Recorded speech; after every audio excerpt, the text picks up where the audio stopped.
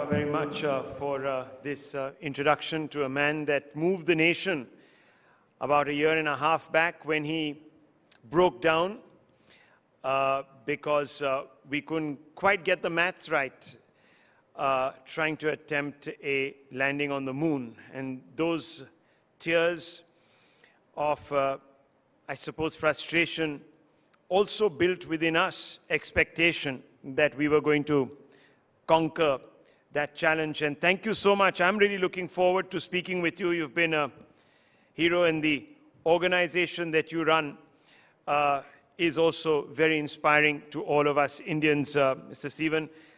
Let me begin by asking you to give us a very small message on where things are and how you are looking upon the next few months and perhaps a year. Doctor. During the Cold War era, the space technology was perceived as a tool to conquer outer space. However, today, as we are all aware, the space technology is increasingly being used for solving earthly problems. Public investments still represent the bulk of funding in space activities. Governments invest in space capabilities to support governance and national security objectives. Broad socio-economic motivations and scientific capacity development drives government funding in space program. Of late, there is a lot of excitement in the space sector due to participation of private entities, startups, as well as many billionaires who have shown what is possible by private sector participation in space sector. Government of India too has recently opened up the space sector. Private space sector participation into the development of space infrastructure generates benefits that go far beyond the direct industrial effect such as GDP and employment. For a country like ours, it will stimulate much wider societal and economic benefits. The capacity building by private sector will contribute to the growth of diverse, that is in non-space industrial sectors, in manufacturing, electronics, etc.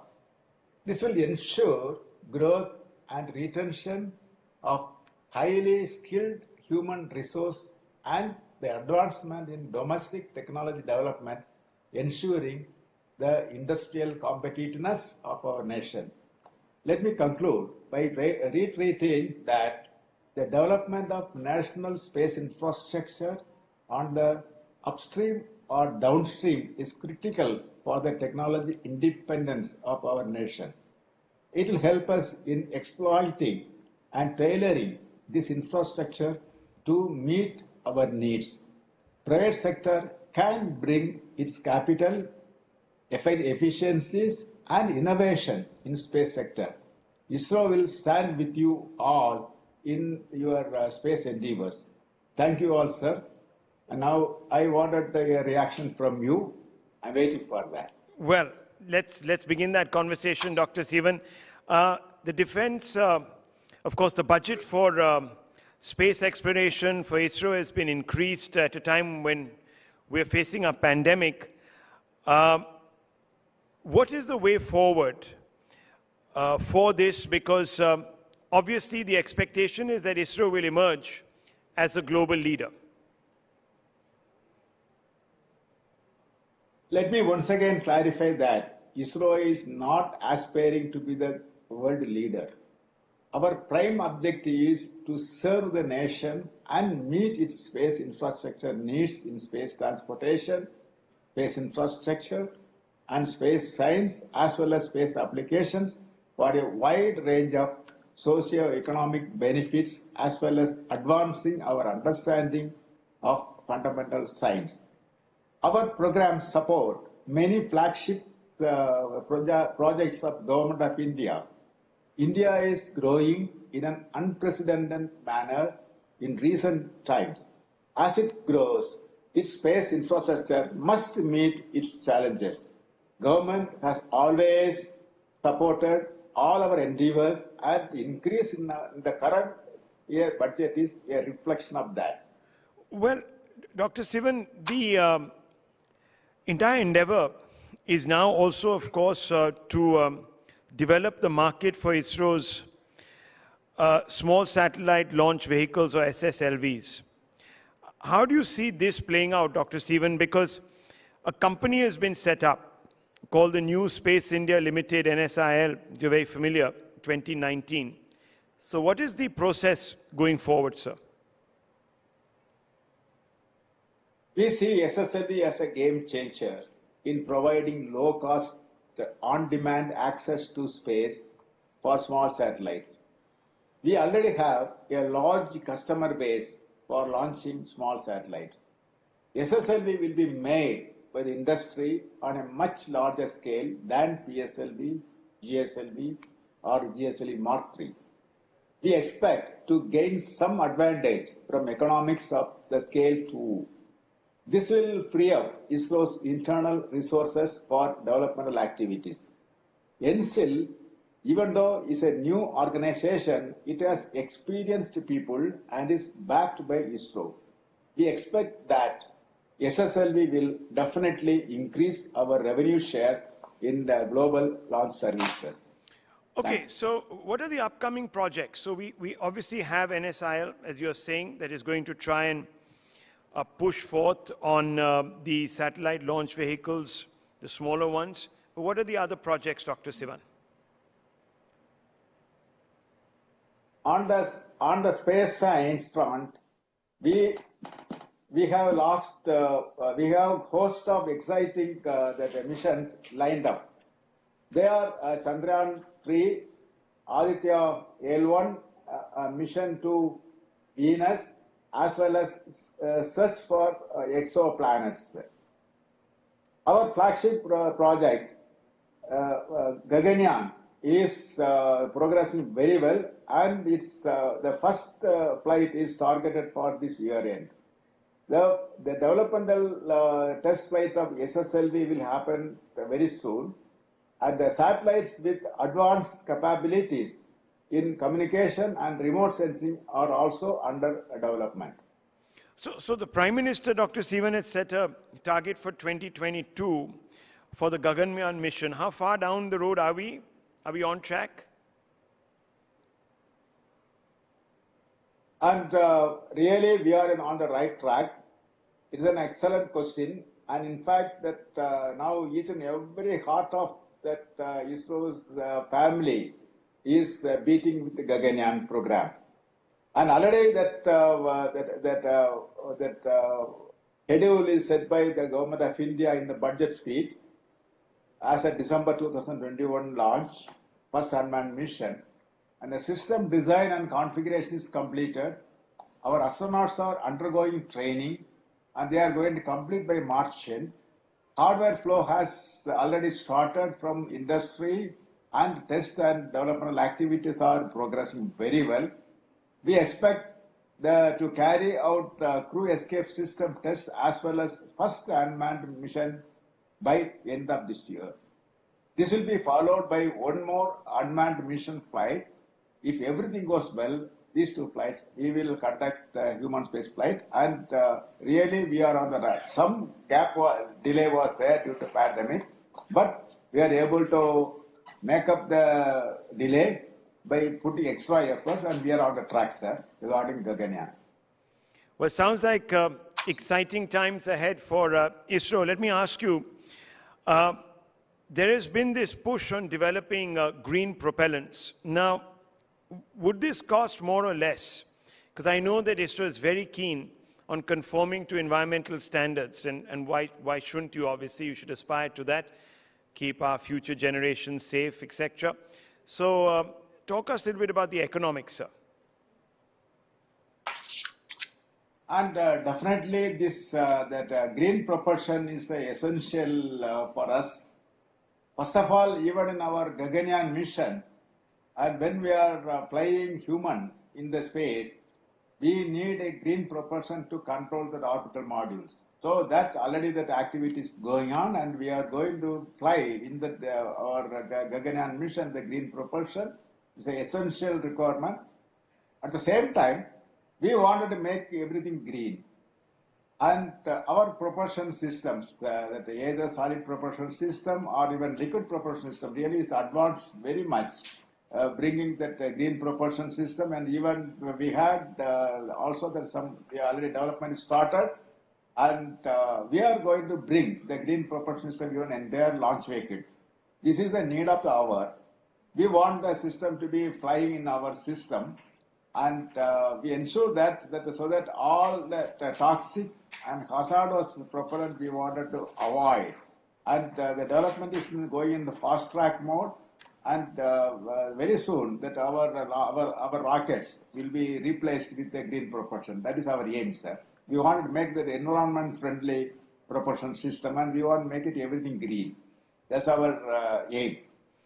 Well, that's very noble. It's a very noble intention, and I'm sure every Indian will be proud to see that first rocket that takes off on green propellants. But just keeping economic factors in mind, what is the future of space missions globally as well as in India, Dr. Sivan? Interplanetary landing missions are complex and risky. We have carried out extensive analysis of Chandrayaan-2 landing event, which we could not succeed. Last minute, some issue was there. And then we could analyze what really happened, and we understood what really happened, and we understood what we need to do.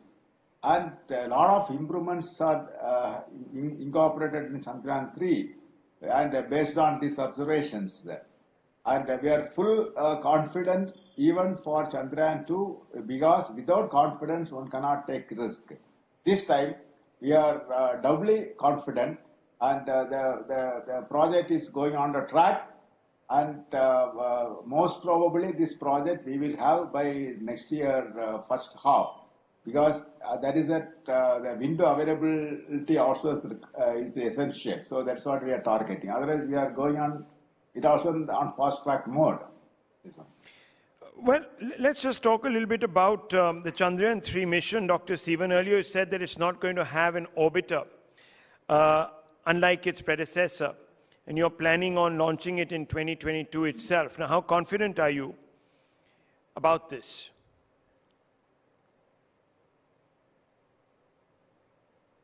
In fact, I would say that this is a disruptive decision, and proposed by that, approved by the government of India.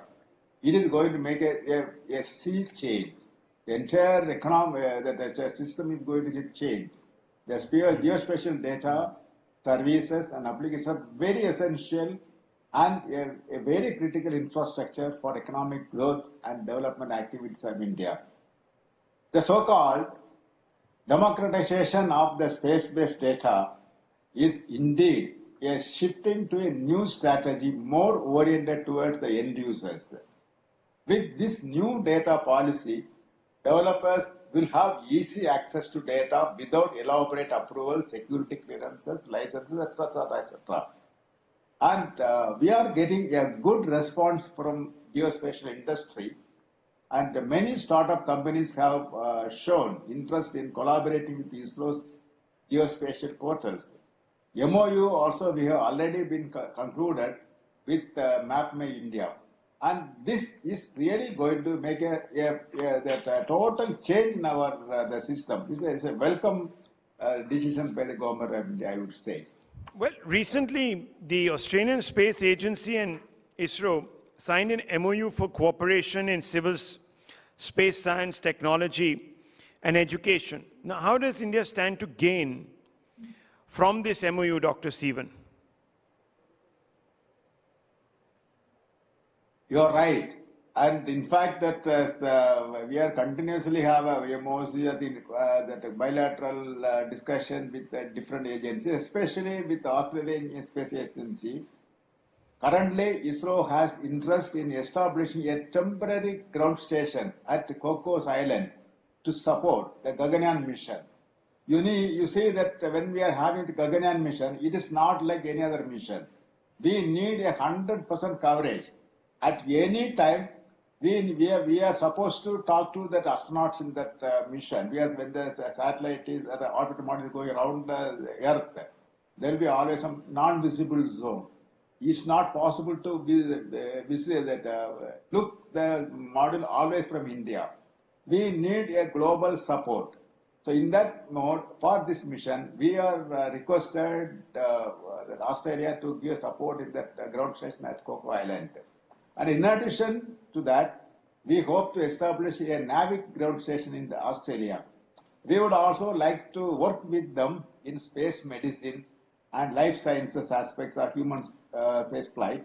And also, the most important one, that the space situation awareness area also we would like to work it, and we had an agreement, and it's a very good discussion we had.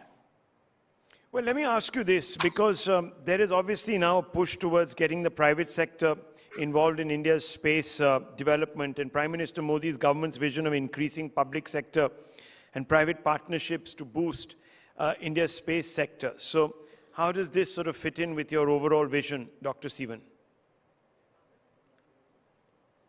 Definitely, ISRO is not going to affect it. And it's a really another welcome change by the government. Government has opened up the space sector to unlock its potential in India, especially in the commercial space sector. It is the private sector which can expand the capacity based on the commercial potential. In non-commercial and developmental activities, ISRO will continue to receive government support. There are no concerns on this front as of now, but the commercial space activity needs to achieve the required critical mass quickly. That can be done only by the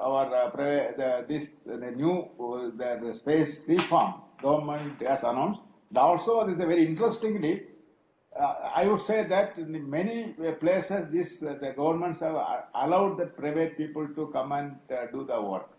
But government of India has done slightly different, something more than the normal government has done. This is not only allowing the private people, we are allowing them to handhold them. We ordered to share our technical expertise. We are allowing them to share our facilities, which is slightly much beyond whatever we are expecting. So this is slightly a better system than any other thing. And it's a welcome, and it's going to make the entire global, Indian space economy. In fact, they're going to affect the global space economy also. Well, that's very interesting. These plans are firing up everyone's imaginations. But President Kovind, Dr. Sivan, had said earlier that Chandrayaan-2 had simulated a new interest in technology, STEM, that particular field, in the youth. Now, how do you see the future of India's space technology with respect to youth interest and participation? What are you doing to try and capture the imagination of the youth, sir? Yes, of course. The missions like the Chandrayaan inspires the whole nation to achieve something which seems impossible. We have already initiated a lot of outreach programs for the youth. We also have launched many student satellites. I'm sure that the youth of the nation will have a lot of takeaways from ISRO. And the programs like Chandrayaan or Gaganyaan, definitely the way we are interacting is really inspiring the youth, and they were very happy to get involved, and they wanted to involve, and we are getting exciting information or the requirements, inquiries from the youth, and this is really a very, very welcome the change I see from the youth with respect to these projects. Well, let's just hope that that integration continues. Dr. Sivan, thank you for speaking to us. You're a hero for this nation, and we're looking to great things, perhaps even getting to the stars one day with ISRO. Thank you very much. Thank you, sir. Thank you. Thank you. Thank you.